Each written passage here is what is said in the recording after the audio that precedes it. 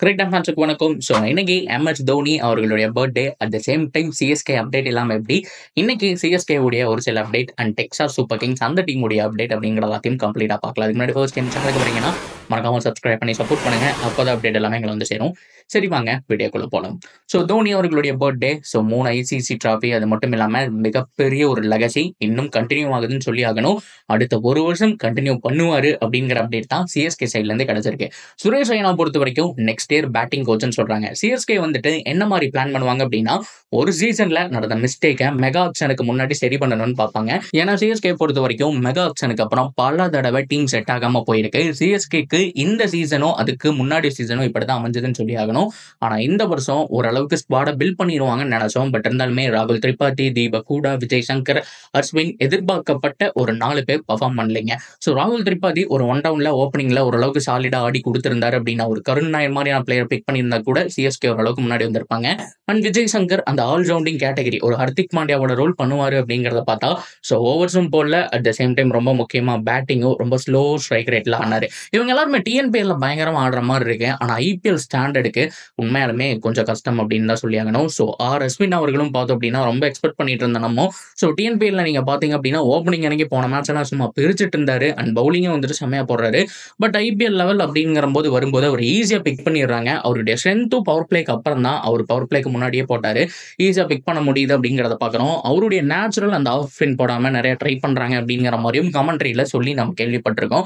So இந்த மாதிரி பல பிரச்சனைகள்னால தான் சிஎஸ்கே போச்சு. இப்போ சிஎஸ்கே மறுபடியும் ஸ்கிராச்ல இருந்து ஸ்டார்ட் பண்ணியிருக்காங்க. அவங்க அக்ஷனுக்கு முன்னாடியே பிளேயர்ஸை பிக் பண்ணது ஒரு மாஸ்டர் ஸ்ட்ரோக்ஸ்ங்கிறத சொல்லி ஆகணும். So number 1 AYUSH Mhatre, number 2 Dewald Brevis. இவங்க 2 பேருமே மிகப்பெரிய ஒரு அசெட், அதில் மாற்றம் இல்லை. அண்ட் அன்சல் கம்போஜ் சரியான ஒரு பிக்குங்க. ஸோ ஓவராலாக உங்களுடைய யூனிட் சூப்பராக இருக்கு. அண்ட் உருவில் பட்டேல் கடைசியாக வந்தாரு. ஸோ அவரும் ஓரளவுக்கு நம்பிக்கை கொடுக்குறாரு.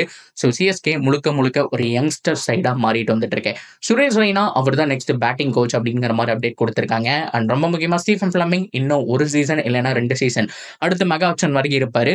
அதுக்கப்புறம் மேபி ஹெட் கோச்சை மாற்றலாம். மேபி இந்த சீசனே மாற்றுவாங்கங்கிற மாதிரி எதிர்பார்த்துட்டு இருந்தோம். ஆனால் ஸ்டீஃபன் ஃபிளமிங் டிஎஸ்கேக்கு செமையா பண்ணியிருக்காரு. இந்த பிரான்ச்சைஸுக்காக வந்துட்டு டெக்சாஸ் சூப்பர் கிங்ஸ்க்கும் நல்லா பண்ணிட்டு இருக்காரு அப்படிங்கிறத பார்க்கும்போது கண்டிப்பா அவரை மாற்ற மாட்டாங்க. அவர்கிட்ட நியூ பிளானும் இருக்கு. ஸோ சிஎஸ்கே பொறுத்த வரைக்கும் புதிய கோச்சுக்கான தேடல் கண்டிப்பா இல்லை. ஆனா கண்டிப்பா பேட்டிங் கோச்சா உள்ள வருது சுரேஷ் ரெய்னா அப்படிங்கிற மட்டும் கன்ஃபார்ம் ஆயிடுச்சு.